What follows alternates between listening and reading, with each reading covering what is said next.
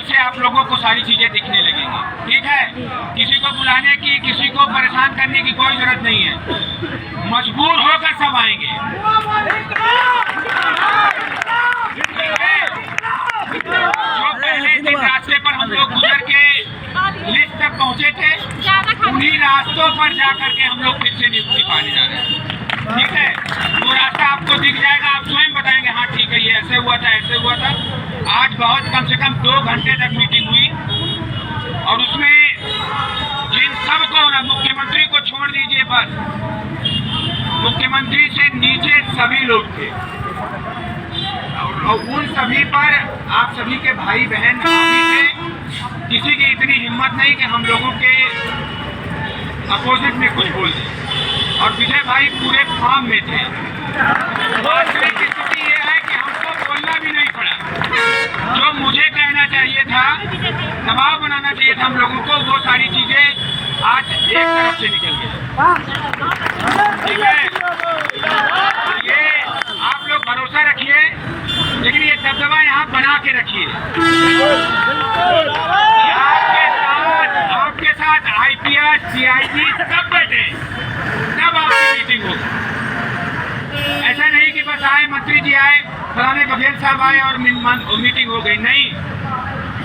पूरा प्रशासन कह रहे हैं ना, मुख्यमंत्री को छोड़ दीजिए, उसके बाद सभी लोग बैठे थे। ये चीजें आपको ससमय सब दिख जाएंगी। हम लोग चाह रहे हैं कि अपनी तरफ से हम लोग कुछ डिलीवर ना करें, ठीक है।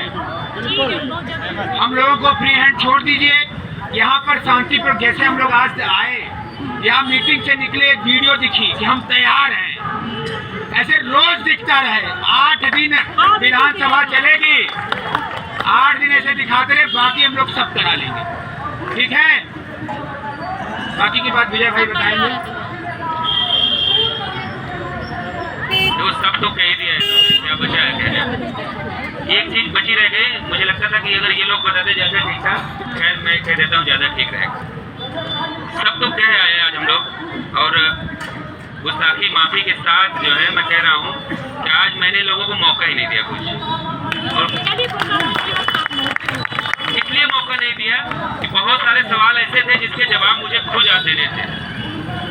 और मैं कह रहा हूँ कि हमारे भाई के मन में भी रहे होंगे कि ऐसा हो सकता है कि ये हमारे पीठ पीछे किसी अधिकारी से मिलते होंगे, ये बातें होती होंगी। जैसा माहौल बनाया गया कि हम रिविजिट करवाना चाहते हैं, मुझसे कुंजी में नौकरी लेना चाहते हैं, आज वो सवाल उन अधिकारियों ने पूरे बेसिक शिक्षा विभाग से मुझसे पूछा और पलट के जो मेरा जवाब था, मैं जानता हूँ मेरे भाइयों का सीना गर्व से चौड़ा हुआ होगा। मुझसे पूछा कि आप लोग ATRE जीतना चाहते हैं, मैंने कहा 100% जीतना चाहते हैं, क्योंकि बिना ATRE जीते 6800 हमारी प्रोसीड नहीं होगी। इसलिए जो भी रास्ता बने हमारे 6800 के लिए बनना चाहिए, क्योंकि 6800 की लिस्ट हमने नहीं बनाई, बेसिक शिक्षा विभाग ने बनाई, मुख्यमंत्री के आदेश के बाद बनाई है, तो 6800 की नियुक्ति होनी चाहिए। तो वो सारे जवाब आज मैं दे के आऊँ जो हमारे लोगों के मन में सवाल होते थे, और सब अपने भाई बहन मौजूद थे, सब ने जो बन पड़ता था सब ने कहा। और अच्छी बात यह है कि हम लोग अपने मुँह से कुछ नहीं कहना चाहते, हमारे कामों का, हमारी मेहनत का, हम सही है कि गलत है। हम रिविजिट करवा रहे थे, हम उत्तर कुंजी से नौकरी ले रहे थे, हम 6800 के साथ खड़े थे, वीरेंद्र के साथ खड़े थे, नाजमा के साथ खड़े थे, अर्चना के साथ खड़े थे, अमरिंदर के साथ खड़े थे, कि अमित के साथ खड़े थे। इसका जवाब उधर से खुद मिल जाए, ये मेरी सबसे बड़ी जीत हो जाएगी। अब ज़्यादा कुछ क्या कहूँ, बस एक लाइन में समेट दो सारी बातें कि ऐसा नहीं है कि हम लोगों के मन में व्यथा नहीं, लेकिन संघर्षों से घबरा जाना हमारे स्कूल की प्रथा नहीं। चंद कदम दूर है, आज और इंतजार कर लीजिए, शाम से लेकर सुबह तक चीज़ें खुद सामने आ जाएंगी। बस हम लोग ये चाहते हैं कि जो ये लिस्ट 6800 की निकाली गई, उसमें जो आखिरी पायदान पे जिसका नाम था ना, बिल्कुल आखिरी नाम जिसका नीचे था, उसका भी उतना ही राइट है जितना पहले नंबर, जो रैंक पे जो पहले नंबर पे बैठे। सबके घरों में खुशियाँ हैं। अगर ये लिस्ट मेरी सहमति से बनाई गई होती तो मैं कहता कि ठीक है, मैंने कहा था इनका नाम शामिल करो, इनका नाम नीचे से हटा दो। विभाग ने लिस्ट बनाई, मुख्यमंत्री जी कहने के बाद आई, तो 65-53 को जो आखिरी पायदान पे जो लड़का बैठा है ना, उसकी भी नौकरी का दावा उतना ही है जितना पहले नंबर पे बैठे व्यक्ति का।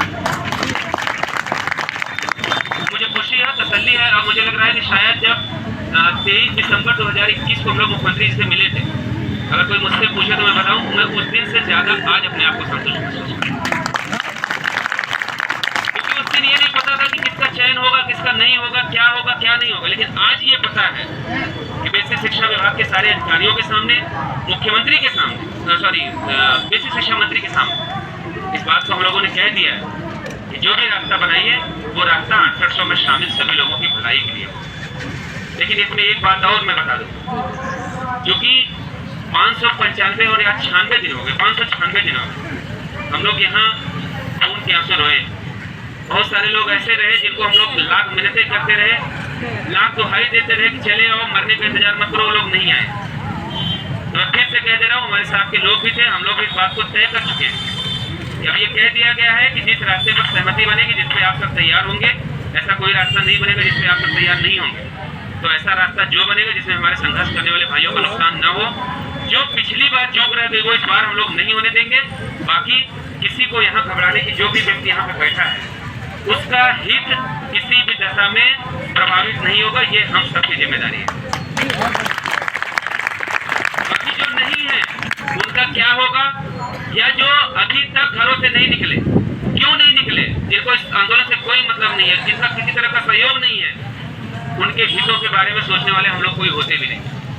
जब वो हमारी लाश पर अपनी नौकरी हासिल करना चाहते हैं तो हमारी भी जिम्मेदारी बन जाती है कि उनको हम जिंदा तो कम से कम छोड़ दें, उनको पता होना चाहिए कि उन्होंने क्या गुनाह किया। आप सोच के देखें, मुश्किल से आपकी संख्या कितनी होगी, 200, 600 लोग नहीं है, 600 लोग ऐसे हो सकते हैं जिनकी कोई समस्या होगी, नहीं आ सकते। बाकी लोगों के घरों से नहीं निकल रहे हैं, तो क्यों उनकी नौकरी के लिए कोई मरे? हम लोग नहीं मरेंगे। हम लोगों को जो लड़ाई लड़नी थी, हम सब आभारी हैं उन सभी भाइयों के, बहनों के, जिन्होंने इस संघर्ष को जिया। एक एक दिन यहाँ गिन गिन के हम लोगों ने इसलिए बिताए मेहनत करके कि एक दिन ऐसा आएगा जिस दिन हमारा संघर्ष सफल हो जाए। हम लोग उसकी कगार पर खड़े हैं। बहुत कुछ आज चाहकर भी मुझसे हो नहीं पाएगा, क्योंकि जितना कहना था मैं कह आया हूँ। उसी बात की संतुष्टि है, क्या संतुष्टि से सो जाने दो, कल का कल देखा जाएगा।